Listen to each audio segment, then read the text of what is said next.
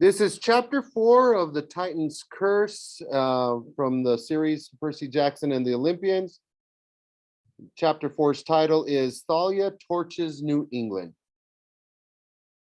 Artemis assured us that dawn was coming, but you could have fooled me. It was colder and darker and snowier than ever. But up on the hill, Westover Hall's windows were completely lightless. I wondered if the teachers had even noticed the D'Angelos and Dr. Thorne were missing yet. I didn't want to be around when they did. With my luck, the only name Mrs. Gottschalk would remember was Percy Jackson. And then I'd be the subject of a nationwide manhunt again. The hunters broke camp as quickly as they set it up. I stood shivering in the snow, unlike the hunters who didn't seem to feel at all uncomfortable. And Artemis stared into the east like she was expecting something. Bianca sat off to one side, talking with Nico. I could tell from his gloomy face that she was explaining her decision to join the hunt. I couldn't help thinking how selfish it was of her, abandoning her brother like that. Thalia and Grover came up and huddled around me, anxious to hear what happened in my audience with the goddess. When I told them, Grover turned pale. The last time the hunters visited camp, it didn't go well. How they even show up here? I wondered. I mean, they just appeared out of nowhere. And Bianca joined them, Thalia said, disgusted. It's all Zoe's fault. That stuck up, no good. Who can blame her? Grover said. Eternity with Artemis? He sighed heavily. He heaved a big sigh. Thalia rolled her eyes. You satyrs, you're all in love with Artemis. Don't you get that she'll never love you back? But she's so into nature, Grover swooned. You're nuts, Thalia said. Nuts and berries, Grover said dreamily. Yeah. Finally, the sky began to lighten, and Artemis muttered, it's about time. He's so lazy during the winter. You're waiting for sunrise? I asked. For my brother, yes. I didn't want to be rude. I mean, I knew the legends about Apollo or sometimes Helios driving a big sun chariot across the sky, but I also knew that the sun was really a star about a zillion miles away. I'd gotten used to some of the Greek myths being true, but still, I didn't see how Apollo could drive the sun. It's not exactly as you think, Artemis said. She was reading my mind. Oh, okay. I started to relax. So it's not like he'll be pulling up in a. There was a sudden burst of light on the horizon and a blast of warmth. Don't look, Artemis advised. Not until he parks. Parks? I averted my eyes and saw that what the other kids were doing the same. The light and warmth intensified until my winter coat felt like it was melting off me. Then suddenly the light died. I looked, and I couldn't believe it. It was my car. Well, the car I wanted anyway, a red convertible Maserati Spider. It was so awesome, it glowed. Then I realized it was glowing because the metal was hot. The snow had melted around the Maserati in a perfect circle, which explained why I was now standing on green grass and my shoes were wet. The driver got out, smiling. He looked about 17 or 18 for a second. I had the uneasy feeling it was Luke, my old enemy. This guy had the same sandy hair, the outdoorsy good looks, but it wasn't Luke. This guy was taller, with no scar on his face like Luke's. His smile was brighter and more playful. Luke didn't do much more than scowl and sneer these days. The Maserati driver wore jeans and loafers and a sleeveless t-shirt. Wow, so Thalia muttered. Apollo is hot. He's the sun god, I said. That's not what I meant. Little sister, Apollo called, as if his teeth were any whiter, he could have blinded us without the sun car. What's up? You never call. You never write? I was getting worried. Artemis sighed. I'm fine, Apollo, but I'm not your little sister. Hey, I was born first. We're twins. How many millennia do we have to argue? So what's up? He interrupted. Got the girls with you, I see. Oh, you need some tips on archery? Artemis gritted her teeth. I need a favor. I have some hunting to do alone. I need you to take my companions to Camp Half Blood. Sure, sis. He raised his hand in a stop everything gesture. I feel a haiku coming on. The hunters all groaned. Apparently, they'd met Apollo before. He cleared his throat and held up one hand dramatically. Green grass breaks through snow. Artemis pleads for my help. I am so cool. He grinned at us, waiting for applause. The last line was only 4 syllables, Artemis said. Apollo frowned. Was it? Yes. What about, I'm so big-headed? No. That's 6 syllables. He started muttering it to himself. Zoe Nightshade turned to us. Lord Apollo has been going through this haiku phase ever since he visited Japan. 'Tis not a bad time as the time he visited Limerick. I had to hear one more poem that started one with, there once was a goddess from Sparta. I've got it, Apollo announced. I'm so awesome. That's 5 syllables. He bowed, looking very pleased with himself. And now, sis, transportation for your hunters, you say? Good timing. I was just about ready to roll. These demigods will also need a ride, Artemis said, pointing to us. Some of Charon's campers. No problem. Apollo checked us out. Let's see. Thalia, right? I'm sorry. Thalia, right? I've heard all about you. Thalia blushed. Hi, Lord Apollo. Zeus's girl, yes. Maybe makes you my half sister. Used to be a tree, didn't you? Glad you're back. I hate it when pretty girls turn into trees. Man, I remember one time, brother, Artemis said, you should get going. Oh, right. He looked at me and his eyes narrowed. Percy Jackson? Yeah, yes, sir. It seemed weird calling a teenager sir, but I learned to be careful with immortals. They tended to be offended easily, and then they blew stuff up. Paulo studied me, but he didn't say anything, which I found a little creepy. Well, he said at last, we'd better load up, huh? Ride only goes one way, west, and if you miss it, you miss it. I looked at the Maserati, which would seat 2 people max. There were about 20 of us. Cool car, Nico said.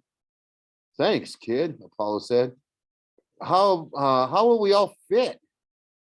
Oh, Apollo seemed to notice a problem for the first time. Well, yeah, I hate to change out of my sports car mode, but I suppose. He took out his car keys and beeped the security alarm button. Chirp, chirp. And for a moment, the car glowed brightly again. And when the glare died, the Maserati had been replaced with one of those turtle-topped shuttle buses that we use for school basketball games. Right, he said. Everybody in. Zoe ordered the hunters to start loading. She packed up her camping pack, and Apollo said, hey, here, sweetheart. Let me get that. Zoe recoiled. Her eyes flashed murderously. Brother, Artemis chided, you do not help my hunters. You do not look. Sorry. Zoe ordered the hunters to start loading. She picked up her camping pack, and Apollo said, here, sweetheart, let me get that. Zoe recoiled. Her eyes flashed murderously. Brother, Artemis chided, you do not help my hunters. You do not look at, talk to, or flirt with my hunters, and you do not call them sweetheart. Apollo spread his hands. Sorry, I forgot. Hey, sis, well, where are you off to anyway? Hunting, Artemis said.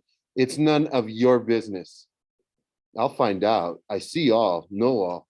Artemis snorted. Just drop them off, Apollo, and no messing around. No, no, I never mess around. Artemis rolled her eyes, then looked at us. I will see you by winter solstice, Zoe. You are in charge of the hunters. Do well. Do as I would do. Zoe straightened. Yes, milady. Artemis knelt and touched the ground as if to look for tracks. Then she rose. She looked troubled. So much danger. The beast must be found. She sprinted toward the woods and melted into the snow and shadows.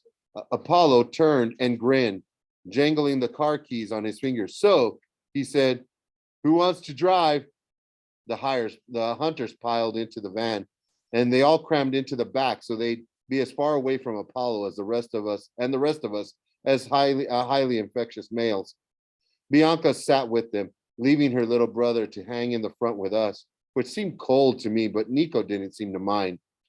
This is so cool, Nico said, jumping up and down in the driver's seat.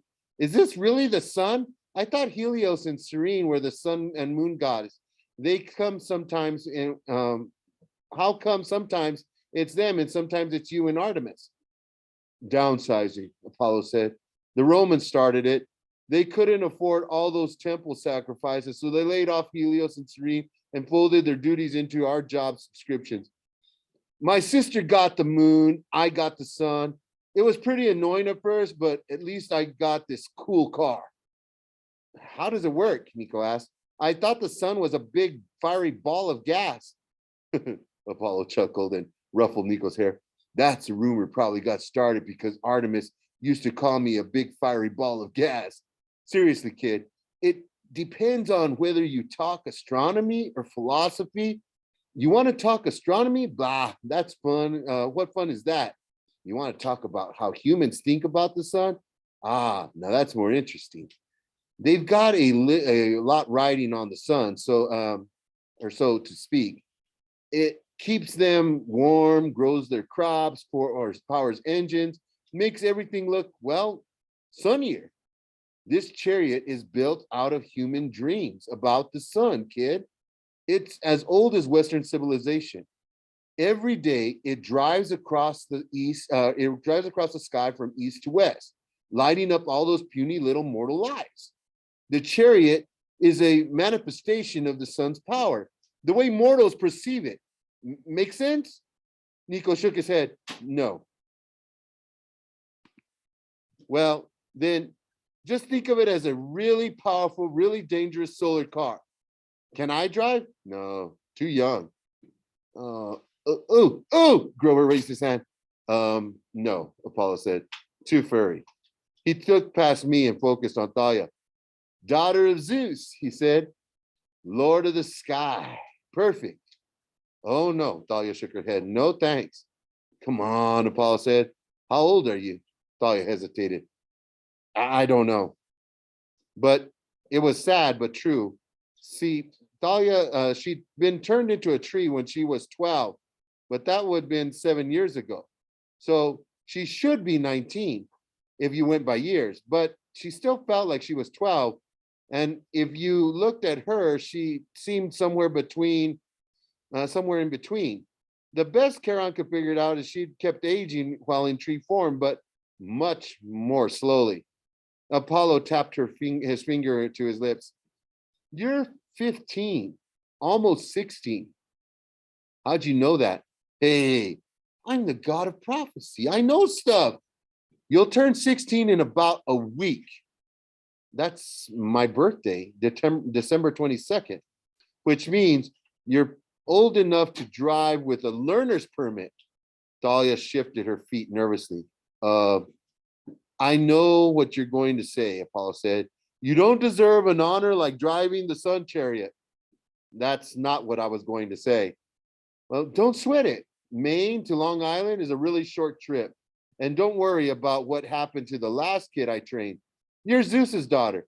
He's not going to blast you out of the sky. Apollo laughed and good-naturedly. The rest of us didn't join him. Thalia tried to protest, but Apollo absolutely not going to take no for an answer. He hit a button on the dashboard, and a sign popped up with a long top along the top of the windshield. It had to read it. I had to read it backwards, for a dyslexic. For a dyslexic, really isn't that different than reading forward.